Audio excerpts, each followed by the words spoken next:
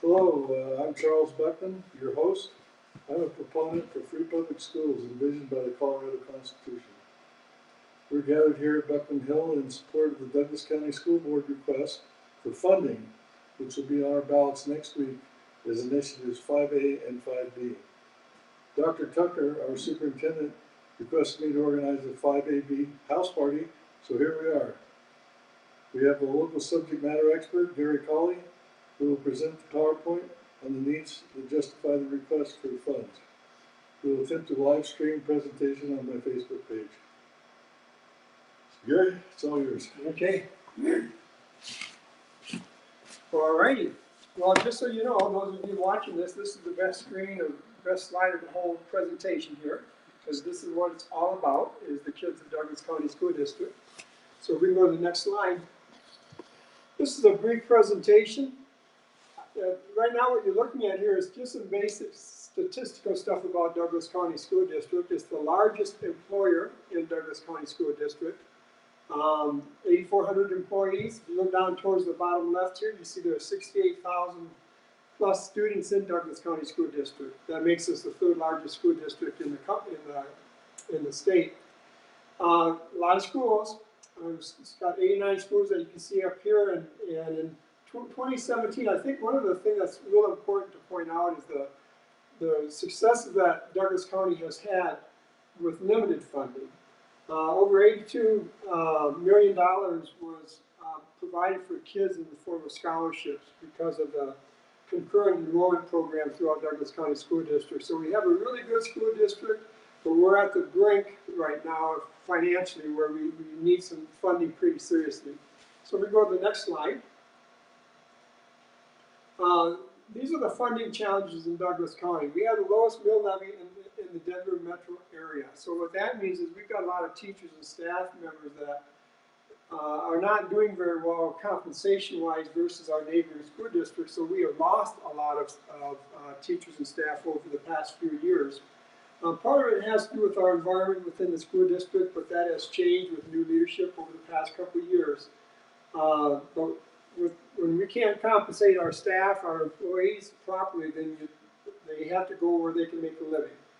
Also, limited funding for capital improvements. We have aging buildings. We have more than $350 million in capital needs. Now, if you were to go to the Douglas County School District website, you could find out for what school might be in your area. Like in this area, Chaparral High School would be the high school in this particular area. You can actually go on the website of Douglas County School District and see what the funding needs are for that school.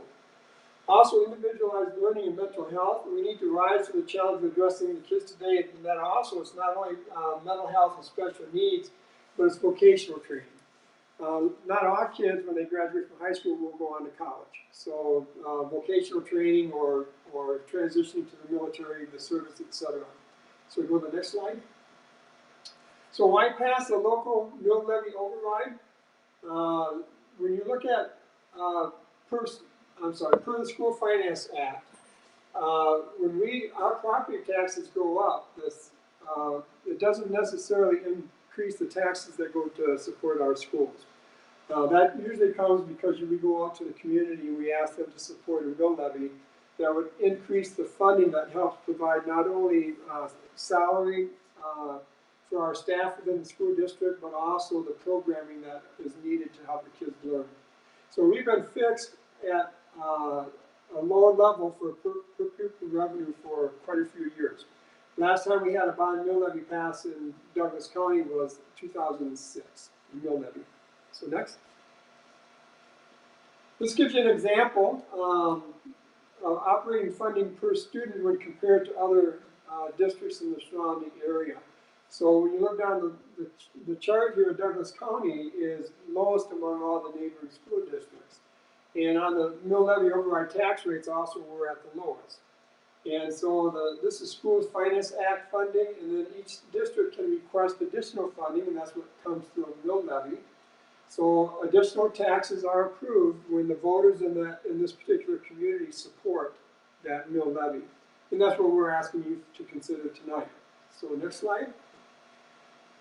This gives a historical perspective on the per district comparison, and again, you're gonna see where, if you look at the bottom here, it shows you the different schools that are factored in here. Douglas County being at the bottom, and this actually on the graph is dropping. Over on the left, you see one of the facts that Douglas County School District's average annual teacher salary is $17,000 less than Cherry Creek, $13 less than Littleton. So you're looking at over $1,000 plus a month that teachers are falling short compared to other teachers in the area. And when you put that with the fact that Douglas County is the 5th wealthiest county in the nation, it's kind of hard to imagine why we can't support our school and their needs. This kind of gets into the difference between Boulder and Cherry Creek, for example. And then down here, Cherry Creek School District receives $1,635 more per pupil than Douglas County. And we are actually ranked 175 out of 178 districts in the state for funding. Now, there's a reason we're here. Part of it, to me, has to do with leadership within our school district. We have exceptional leadership in our school board and our new superintendent, Dr. Tucker, and they are going to make good use of this money. We just need to make sure we pass the bill levy. So we go to the next one. So why pass a bond? Now the bond is the one that kind of deals with the capital needs of a building. And again, when you look at what has happened over time, here we are at 0. We haven't had a bond pass again since 2006. So if you can imagine, if you own a house or if you own a building that you have to maintain, when boilers break down, when the roof kind of fails, it gets to a point at some time when that building isn't going to be functional. And that happens with our schools too. So we have a lot of schools that are, they have what are called Tier 1 needs. So that might be a school that has a boiler that goes out. Well, when the boiler goes out, especially this time of year, kids can't stay in the building. They have to be sent home. And so we have immediate needs for capital improvement within our school district. And again, this is giving an example of Ponderosa High School, but if you were to go, again, as I said before, to the Douglas County website, you could see whatever particular school you might have an interest in Douglas County to see what their capital needs are. So we go to the next. Okay, so this is what staff proposed to the school board. So Dr. Tucker and his leadership team, they took the information that was found through our long-range planning committee, our fiscal oversight committee throughout the district, and so forth. And their recommendation is that the community be asked to support a $40 million mill levy override. And if you look down the chart there, it shows you where that money would go. $17 million to address teacher and staff pay gaps. We've talked a lot about how our staff is quite a bit behind. There's a $9 million funding gap for programs such as special needs and gifted and talented. That's a huge one. We have a lot of kids that have needs of various levels that are hard to meet because of the lack of funding. Also looking for a $60 million increase in the school level mental health counseling. Counselors will be increased in different schools and so forth, and there's ratio of how many students they have to work with will be reduced, which will make it more effective for them.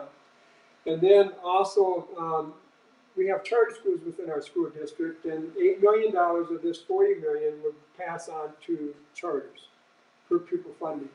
On the bond side of this, right now, of this $250 million, $150 million of that goes to the Tier 1 needs and the high priority needs of the school. And again, those are the ones that cause serious harm to the school where it might not be able to operate or be fully functional. Also, $61 million in capital reinvestment. A lot of focus on the security within our schools. So I attend a lot of board meetings where the district is focused on increasing security of our individual buildings throughout the school district, and also busing, transportation, special education, maintenance of buildings, etc. And now again, $3 to $9 million would be allocated for charter schools. An example here is Castleview High School. If you've ever gone by their high school, they have some mobile units that are attached next to their school. They would be able to replace that with what's called an F-pod that expands the building for them and gets the kids in a safer learning environment. Now, what's the impact on you and I as a taxpayer? It's about $3.69 per month per $100,000 in home value. So you just figure that out. If we have your home value is 400,000, multiply that by 4. So that's a rough estimate of it. And then for the business building property value, that's the rate that's recommended there. So this is the proposal by district administration to the school board that the board decided to move forward with. So we can go to the next one. Next slide, please. Okay, so how would your school benefit? Some of you have kids in more than one school, elementary, middle, high school. Again, go to the school district about funding. So it's dcsdk12.org/funding / and you'll find out how your school would benefit from a bond mill levy. So when you're investing in our schools, this is Douglas County High School, for an example.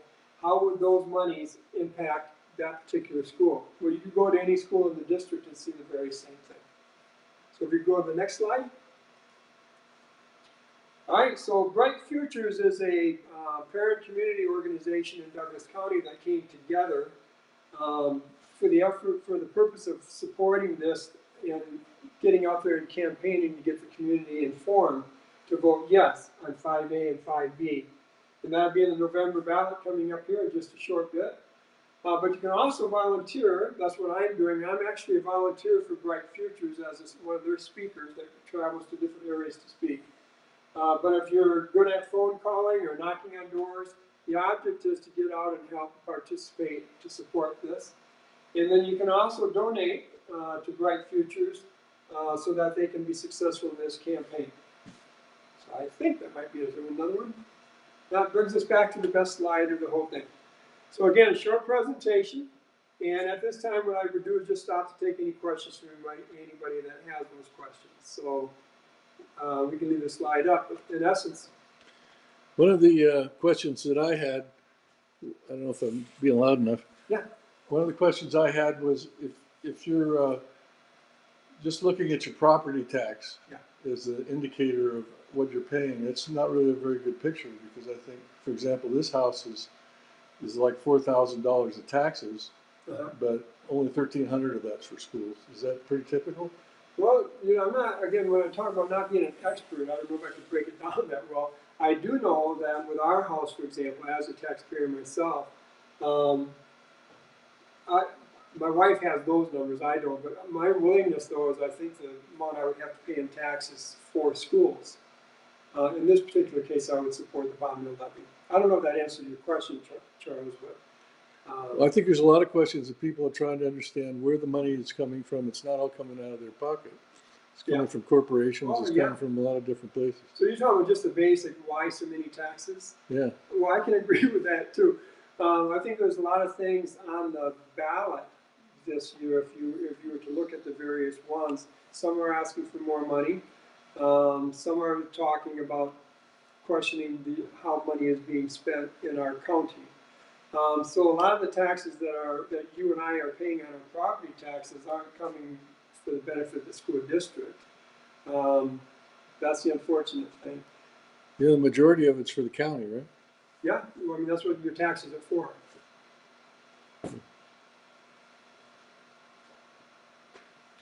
Okay, well, thanks, Gary. Okay, a lot of questions tonight. We're not done yet, though. We're just going to take a break here and then come back to it. Okay.